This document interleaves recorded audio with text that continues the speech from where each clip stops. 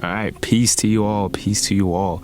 My name is Amani Gray. We got Carlo Lavar here. And we also got Carol in the back here and Ayana, because they are supervisors right now on this podcast. So we are Afro-Latinx Leadership Alliance. This is our podcast, and we're going to be talking about various topics such as, colorism and, inequalities and stuff like that are especially in the Afro-Latinx community. We have to, of course, talk about what is exactly Afro-Latinx. I have my notes here. It says Afro-Latinx is an identity that encompasses people of Latin American descent who also have African ancestry. At least for me, Afro-Latinx means having, of course, Black or Spanish DNA in your system. What do you think? Yeah, I feel like it's the same thing. Just being able to have kind of a mixed race, being Afro-American while also being part of the Latino community. So do you feel like that term only has to be for mixed people, or is it could be fully Black, fully Spanish? I feel like it could be for mixed people. It could be for everybody, to be honest. But I strongly think that it's it leans more towards the mixed. At least for me, I think it's a term that encompasses both communities and stuff like that. So we could agree to disagree on that one, of course. Do you also feel on that part it also combines cultures in a way? Oh, definitely, yeah. It combines cultures a lot. You have stuff from different Spanish cultures, different Latino cultures, and also different African American cultures that once you put them into the Afro-Latinx, everybody from a little part of every part of the world gets a little bit of knowledge on everything. Me personally, I definitely do believe it's also a mixture of cultures, because at the end of the day, we do live in the USA, so it's everybody's ancestry comes from immigrants and stuff like that from different countries. So Afro-Latinx in general, that'll probably be more it won't be a little niche in between cultures and, of our society. It'll actually be an actual minority soon, because there's a lot of mixing going on and stuff like that, and that's soon gonna be an actual culture within itself, which will combine both Black and Spanish. So how do you feel about that too? I mean, about combining Black and Spanish? Mm-hmm. Yeah, I feel like we see that a little bit every day, more presently, now more than before. But yeah, definitely Black and Hispanic communities have always been growing, and they continue to grow simultaneously. And another thing actually about this that I'm just now thinking about, that word identity, in a sense, because at the end of the day, this is just a label to define what we are and stuff like that. So it's a lot of people, they could say oh yeah, I'm Afro-Latinx, or I'm African, or I'm Asian and stuff like that. So how do you feel that this term, which I feel to me is relatively new, because I'm just now hearing about this this year and stuff like that, how do you feel this new term, do you really identify with it? Do you feel that's something that you feel you're a part of in a way? Do I feel like I'm a part of the Afro-Latinx culture? Mm-hmm. Yeah, I feel like I do, because I do identify as that. I am like you said, it is about people as mixed race, but it also can just it also could just bring in people that are just Black and also Latino.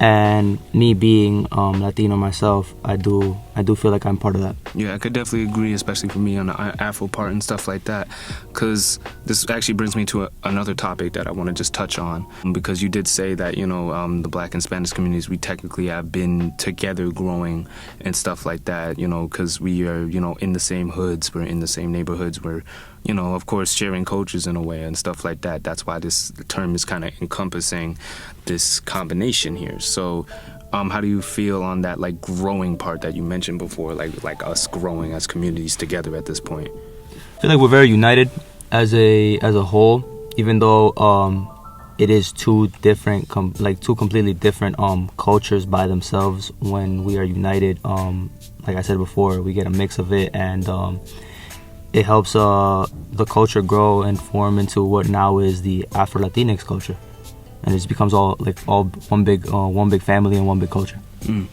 Yeah, I could definitely agree to that, because especially a lot of I don't want to touch too deep into the projects and stuff like that and the issues that go on in the projects, but a lot of people that are in the projects that is Afro-Latinx, that one term can encompass all the stuff that's all the cultures and stuff that goes on, because that's I forgot what the term was, but it was it was from social studies class way back in high school for me, but it was cultural diffusion. That's the word, cultural diffusion, meaning that the constant mixing of cultures and stuff like that. And in a somewhat messed up sense, it's like calling it the projects. It's almost like there's a science thing going on with There's something behind it. Yeah, like in terms of like combining those cultures, which isn't a bad thing, because when we combine cultures, we are sharing things that are happening. So And we grow. Exactly. So in terms of that stuff, like, do you know any like examples of like like that like the product of those things that have happened from our cultural diffusion, basically?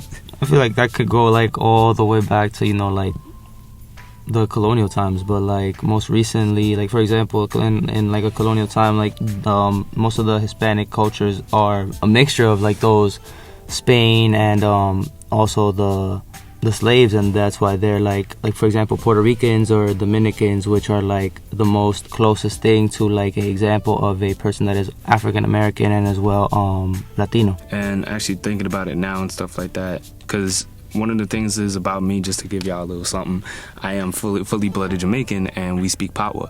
And Patois is actually a combination of English, Spanish, and French. That's why it sounds a certain way and stuff like that. So I think definitely bringing up slave times, because like that's kind of where a lot of that stuff did start, but also like that's kind of where the cultures did kind of combine in a good and bad way in sense. And I definitely do agree on that part. That's really where it started. And right now, it's like there's more of a unifications on that. So, because you did bring that up before about unifying and stuff like that. Because I also want to speak on that too, like the product of like that unification. Like, how do you feel that has kind of affected our society? I mean, it's kind of affected us in like a bad way, because it shows us basically, like, for example, what you said, bringing back what you said, like the projects and all that, like the hood and whatever, like, it's more likely to see Spanish and Black communities together than separate, and it's not a bad thing. It never is a bad thing, but just like the way that they live and the way that the like society has treated these two cultures and has marginalized them is the reason why I think Afro-Latinx is now just becoming like this it's like it's growing as it is, because like together we were these two different cultures, and now society has like kind of marginalized us, and now we're growing, like we're uniting, and we're like growing as a whole. Yeah, because I did say before I didn't want to touch too deep, but it's like we do face like similar topics on like racism and gender, sexuality and stuff like that. So like those things, which we'll talk about in later episodes, of course, are something that we both face and stuff like that, and we have to both, and luckily we're unifying to come against it, because we're facing similar issues in a way. So that's definitely like a part of that identity in a whole. But besides like that stuff, do you feel like there's more things that are a part of that identity besides like our cultures combining? Like there's definitely, like you could say, like rap and stuff like that. There's like a unification in rap. There's a lot of unification of families too and stuff like that too. There's a lot of just like, because before, back in the day, like there was a lot of racism between us in a way, you know. And I said I didn't want to touch on that, but now I'm touching on it. But it's like there was always like a little wall in between us. But the more, and the more and more generations that have come, it's like now we're combining in art, culture, and stuff like that. And I definitely want to speak on the art in the sense, like like music wise, it's like there's definitely like a diffusion on that. So do you have any examples for that? Yeah, definitely. I think like it all comes down to like preserving your culture, and like music is a way people express not only their culture but like how they perceive society in a way. And like music is an art in itself, so I feel like like nowadays we share the same type of music interests. For example, artists like Bad Bunny that have come from like this Afro-Latino background and have not just like have gone out of it too. Like they Bad Bunny makes now music for like any other race and any other type of like everybody in the world. Like he's become so famous that everybody knows who Bad Bunny is. Also food wise too, because of the mix in the cultures. Now we have a mixture of foods as well, and like people are like discovering, like not discovering but like trying and like trying out new foods that like once were like a part of a certain like ethnic group, and now it's all mixed in. Yeah, so I could definitely, that's another thing too, definitely the food, because in general, like just how you said before, like if it wasn't for, of course, you know, the Latino community helping Bad Bunny and stuff like that get to the place that he was, now he's international. Now we have black people listening to him, white people listening to him and stuff like that. In a sense too, that prop up is also happening with food, in a sense.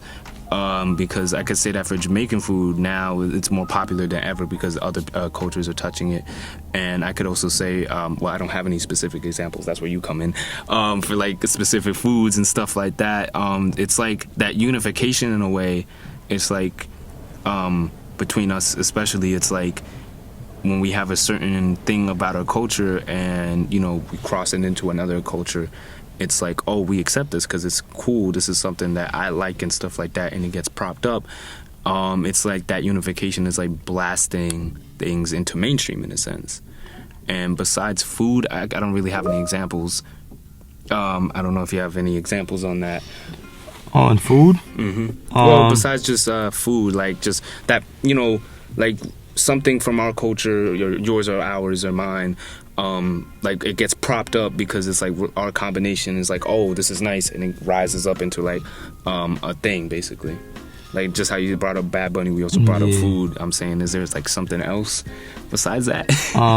In mainstream media, I think like those two are like the biggest. But like now, if like we go like academic wise, I like there's like, I know there's like poets and like there's literature that is shown to like, you know, in schools, is shown to like kids nowadays, and that have to do with people of those cultures. One of the poets that I'm reading now personally is a if I remember correctly, from Chile. His name is Pablo Neruda. He's an old poet, and like he writes about a lot of the black history and like a lot of stuff. And he's not even black. He's from Chile, and he has no history with black. He's 100% like Hispanic and everything, but he writes mostly about black history and all that. I actually didn't know that, so that's cool.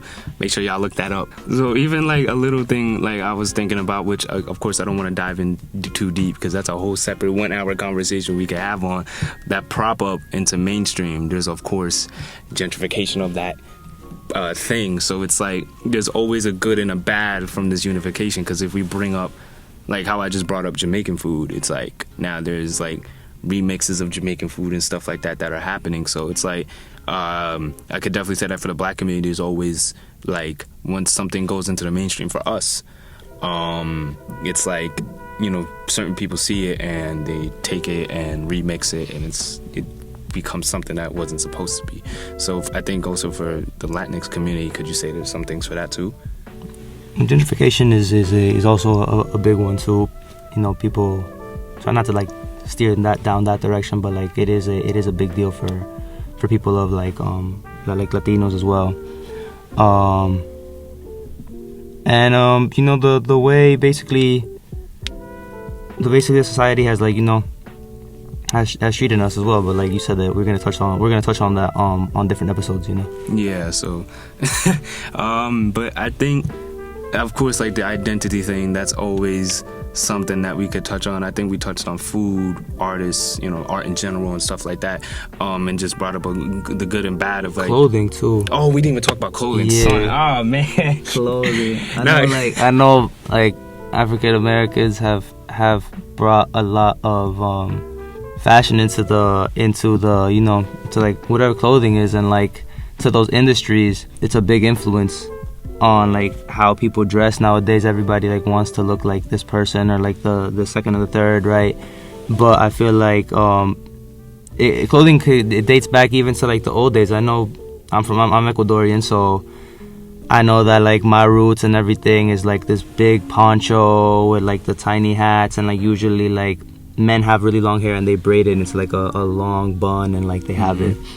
And that's like on the cold side of Ecuador. And the hot side of Ecuador, we kind of have like adopted to like wearing, well, back in the day it was all white shorts, because those people worked like in the fields, so like the picking crops and everything. So they would wear like these shorts, these white shorts or jean shorts, and it would be a white all button down like shirt. Long sleeve or short sleeve, kind of like a Hawaiian shirt, like that type of style, but it's all white. and I remember it's like we call it a sombrero de paja toquilla, which is like a hat, a tiny hat, and it's made out of it's like a type of like wood and something like that. It's like a wooden kind of like a wooden hat.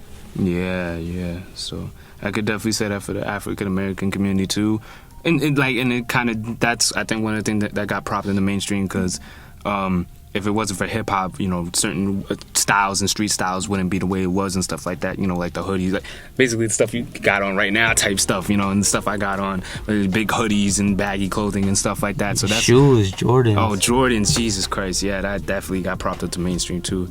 Air Force Ones too. So so that's definitely another thing like that. Kind of, just to wrap it up, just encompasses the Afro-Latinx identity in a way, and how how we share each other's sharing each other's cultures and sharing each other's knowledge on stuff, we share your food, you share our clothes, vice versa. Yeah, the music. Yeah. Exactly. So just to wrap it up, man, we got your name again? Carlo Bavar. We got Carlos. My name is Amani Gray, of course. BMCC students, and of course a part of the Afro-Latinx Leadership Alliance Club. So I want to thank y'all for watching through the whole way through. We thank you for watching, and I thank Carlos for coming, and I thank Carol for being, setting this all up, Ayana for editing and stuff like that. So we thank y'all for watching. Thank you.